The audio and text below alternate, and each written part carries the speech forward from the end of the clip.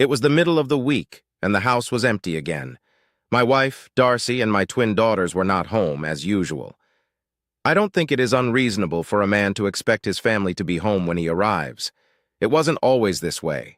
Until 6 months ago, I could count on a warm welcome and a nice supper. Not anymore. Something changed, and I'm not sure it is for the better. Darcy and I had been married for 6 years. We met in high school and had the wedding right after I finished college.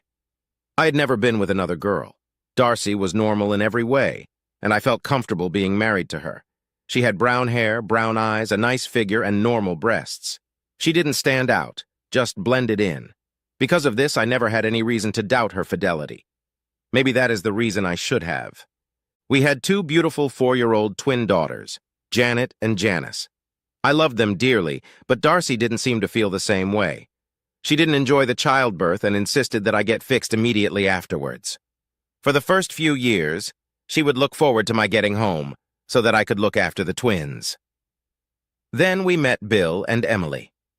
Emily Mercer could not have children of her own and would volunteer to babysit every chance she got.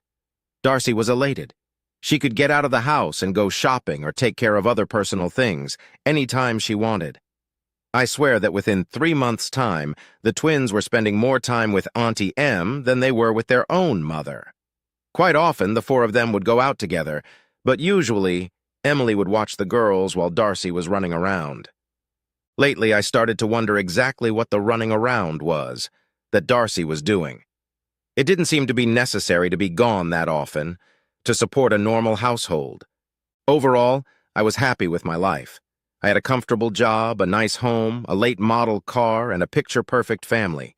Darcy and I would go out occasionally, while Bill and Emily babysat the twins. On weekends, the 4 of us would get together to play cards or have a barbecue. I liked Bill and enjoyed his company. I wasn't sure of Emily, but Darcy seemed to love her.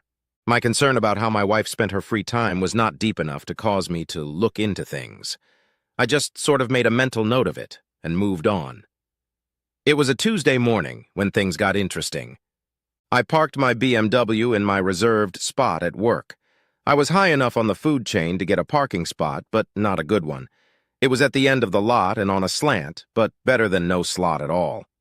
A level parking lot in our town was rare. Why the Founding Fathers choose a place as hilly as this to build a city on always baffled me. I was only at work for about an hour when I had to go out on a call. I think the crappy parking spot saved my life.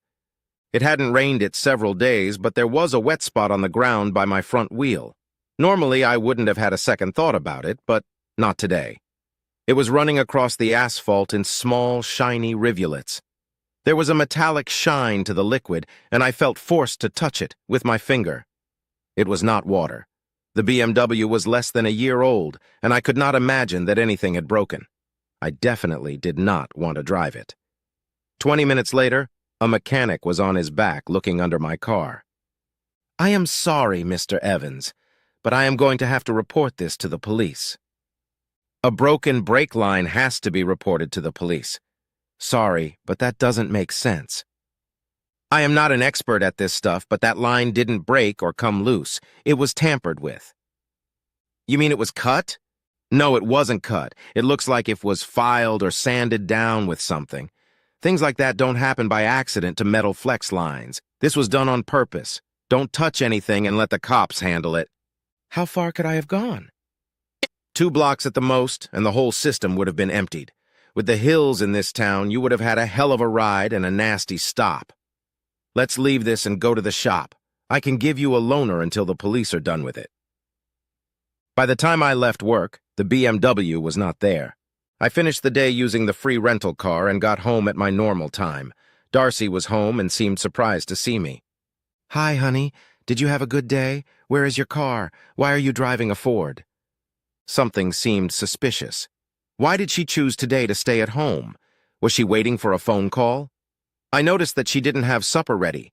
I got the feeling that she wasn't expecting me to come home at all. Even the twins were there to greet me.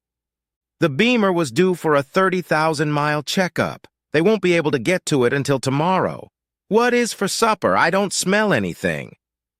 I saw no reason to tell her about the brake line. Darcy was stammering around a little. I thought we could order in tonight and wanted to wait to see what you were hungry for. Pizza is fine. I'm going up to take a shower. Before I got under the water, I could hear Darcy talking to someone on the phone. Things were getting interesting. I had an early visitor the next day at work. Robert Evans, I am Lieutenant Daniel Green. Do you have a minute? Of course. Is this about the car? Daniel Green was a large man, but not fat. He had close-cropped hair and wire-framed glasses. Except for the rosy glow to his skin, he seemed to reek of efficiency. We are done with the car, Mr. Evans, and you can pick it up at the shop any time. Your mechanic was putting a new brake line on as we were leaving. We have a few questions, if you don't mind. Am I suspected of something? No, of course not. But we do suspect something fishy is going on. Have you had any arguments or disagreements with anyone lately? Is anyone mad at you or holding a grudge? Not that I know of. Was that mechanic right? Is someone setting me up? Could I have been killed? Well, Mr. Evans, someone was definitely hoping to cause you bodily harm and maybe death. It was strictly an amateur job, however. I don't think you would have been killed, although it is possible. Whomever did it didn't bother to turn off your airbags. That car has front and side bags. Unless you were going at a high rate of speed, I don't think you would have been killed. However, that's not the point. Just because they didn't know what they were doing doesn't mean they were not trying to kill you. Damn, that is reassuring. I guess if someone is trying to kill you, it is best if they are incompetent. Instead of dying, I could just be maimed for life. Great. What do we do now? Take my card. If anything comes to mind, give me a call. In the meantime, be careful. I'd bet my next paycheck that they are going to try again. That's encouraging as hell. I'll definitely think on it. As he walked out the door, Lieutenant Green stopped and turned. By the way, how is your married life? I didn't answer, and I don't think he was expecting me to. I left work shortly thereafter and went home. The house was empty. We had a small room that was used as an office of sorts. It had our home computer, a desk, and a small filing cabinet. I sat at the desk for several minutes with a cold Foster's, trying to figure out what to do. It is disturbing to say the least, to know that someone wants you dead. I am a good guy. I never screwed over anyone. Why would anyone wish for my demise? I thought my marriage was good. Darcy never really complained about anything. I gave her a nice house, a good car, a batch of credit cards, and 2 beautiful children. What else could she want? Darcy took care of all the household bills. She took care of the checkbook. She paid the utilities, car payments, mortgages, credit cards, and insurance policies. Insurance? Insurance? Just on a whim, I pulled the insurance folder. Like most young couples, we were terribly underinsured. When you are young, you don't think about the possibility of death. I had a small insurance policy, thorough work, for $50,000. Other than that, the only coverage I had was the home mortgage insurance that Darcy insisted on. If I died, the house would be hers, free and clear. It was cheap, because I was still young, so I had it added to the mortgage payment. I never went into the file cabinet or the checkbook. Darcy knew that, and it turned out to be her mistake. She was meticulous. Her bank account always was right, to the penny. She always knew where every file and receipt was. The mortgage payment included the cost for the homeowner's insurance, so there was never a receipt for that. My insurance from work was a payroll deduction. Why were there 2 receipts for $150 each in the same month made out to Republic National Insurance? I never dealt with that company, and I had no knowledge of any insurance policies with them. I put the receipts in my pocket and kept looking. Nothing else unusual came up. Darcy kept papers on everything. It was a compulsive thing with her. I felt that this was something that I was not supposed to know about, but she was not able to help herself. She had to keep the proof of the payment to satisfy her compulsion. I called the Mercer house. Emily had the kids and said Darcy was shopping. She was friendly, but evasive. I called Darcy's cell phone, but it was turned off. Interesting. I decided to go for lunch and then do some investigating. Robert Evans, fancy seeing you here. What can I do for you? The lady behind the customer service desk at Republican National Insurance was Debbie Martin, or at least that was her name when we went to high school together. She had her own private office, and the desk nameplate said D. Reynolds. I remembered her because she was the only girl who ever asked me out. Although everyone knew that Darcy and I were a couple, she asked anyway, just in case. Of course, I turned her down. Her hair was cropped very close with an auburn tint. She had a good tan and her makeup was perfect. "Well, how are you, Debbie? Haven't seen you since high school and we live in the same town." "Well and kicking. It's good to see you again. Sorry to hear about your marriage." Now she really got my attention. What was she sorry to hear about? I had a strong feeling that something was going on, and this random comment by a woman I had not seen in several years just intensified it. I could not and did not reply to what Debbie had just said. She picked up on this immediately. "Oh, shit. I'm sorry as hell. Forget I said anything, Bob. I was way out of line. Sometimes my mouth gets away from me." Debbie was tripping all over herself, trying to undo what could not be undone. She said it, and I remembered it. I finally broke the awkward point by asking the question I came to find the answer for. "Can you tell me what these receipts are for?" She took them from my hand and seemed relieved that I had chosen not to pursue the previous discussion. After a few clicks on the keyboard, she sighed and gave me a pathetic look. "Bob, I hate to say this, but it seems as if this reunion is going downhill at a rapid rate." I didn't reply. She clicked a few more keys and then leaned back in her chair. "Do you know a man named Philip Chase?" "No, can't say that I do. Is there some reason I should know him?" Debbie reached around and rummaged through some magazines on the credenza on the side of her desk. She made her selection and opened it. "That's Philip Chase. Have you ever seen him before?" "Yes, as a matter of fact, I have. He was at a barbecue that my neighbors gave about 6 months ago.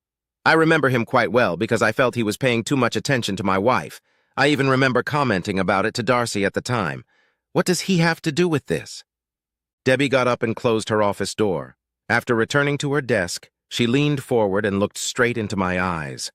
Her friendly demeanor had turned serious. It was obvious that she didn't want to say what had to be said. "Darcy has been having lunch with Philip Chase a couple times a week for the last 3 months. Sometimes they are long lunches.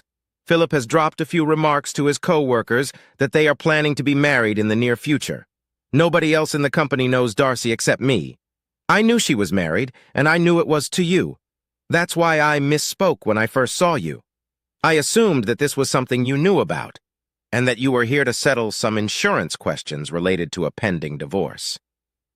I apologize for being insensitive." "Do you know this guy?"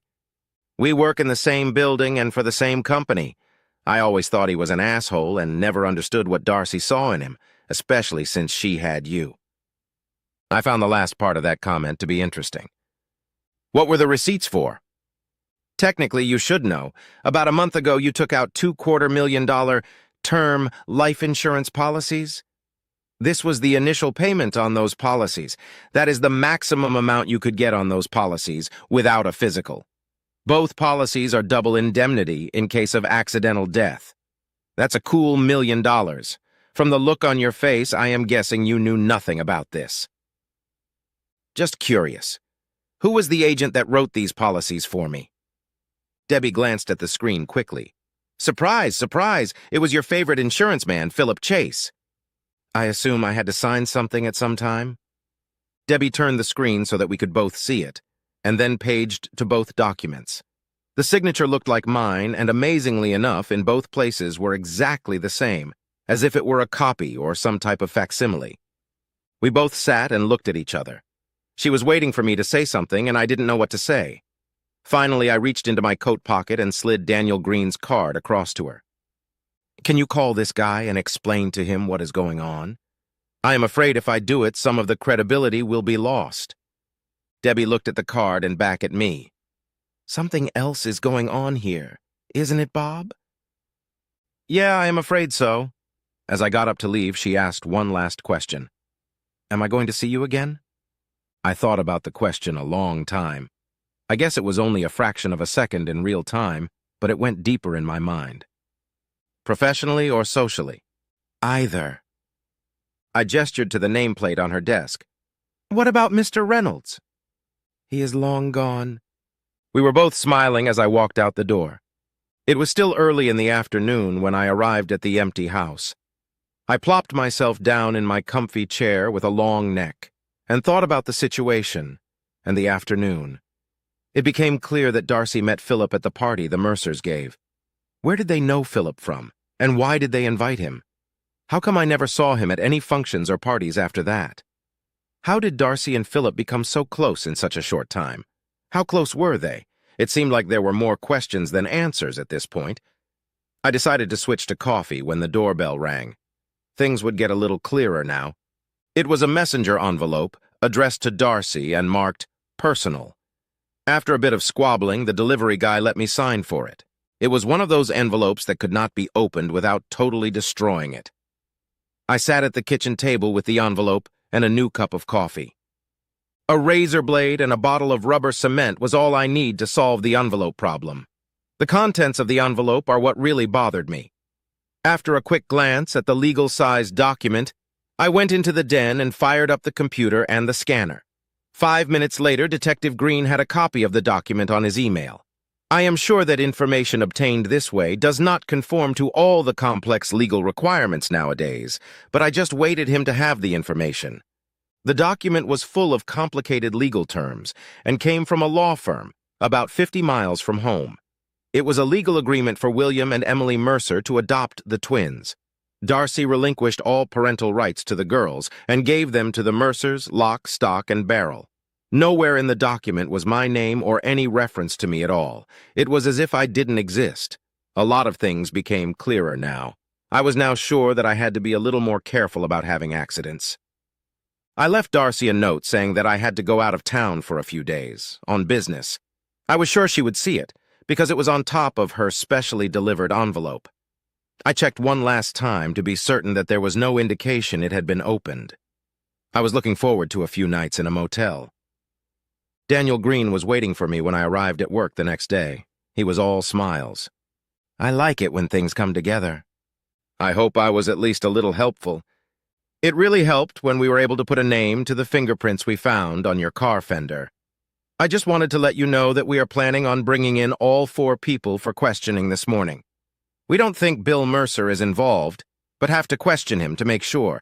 You might want to arrange to have someone to sit with your daughters if it becomes necessary. My officers hate to babysit.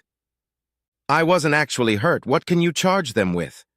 Your wife and Mr. Chase will be charged with conspiracy to commit murder. Emily Mercer will probably be charged as an accessory to the same charge.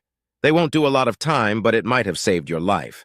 That is important to me, and worth the effort. Can your people bring my daughters here to the office? I don't see that to be a problem. About 30 minutes after Detective Green left, Debbie Reynolds showed up at my office. Hi, Bob. I hope you don't mind an unannounced visit. Your police lieutenant suggested that you might need a sitter for your girls. I took the rest of the day off just in case. I also wanted to let you know that you are now officially underinsured. I voided out your 2 double indemnity policies. You really should consider getting more life insurance. I was glad to see Debbie and welcomed the frivolity she brought with her. I'm glad you came. The girls probably won't be here for a while, so you can tell me all about the mysterious Mr. Reynolds. The twins didn't show up for another hour. Debbie had plenty of time to tell me about her disastrous marriage. She also told me about several attempts she made to split up Darcy and me while we were still in high school. Of course, I was oblivious to it all, but apparently Darcy was aware of her attempts. Debbie got along with the girls even better than Emily did. In a matter of minutes, I was totally out of the picture. They were a handful at their age, so I was relieved to have the help. 2 hours later, I got a call from Darcy. Robert, I am in trouble. There has been a big mistake, and I need you to come down to the police station and post my bail. Post bail? Post bail for what? What were you arrested for? It's complicated, Bob. I'll explain it when you get here. Can you get here soon? Gee, Darcy, I'm sort of stuck here at the office. I'll call your parents. I'm sure they will be able to help you out. No, Bob, don't call my parents. They won't understand. You have to come down here. Please hurry. I didn't respond. Bob? Are you there, Bob? What is wrong? Are you coming down? No, Darcy, I am not coming down. I'll call your parents for you. Goodbye. She was still pleading as I hung up the phone.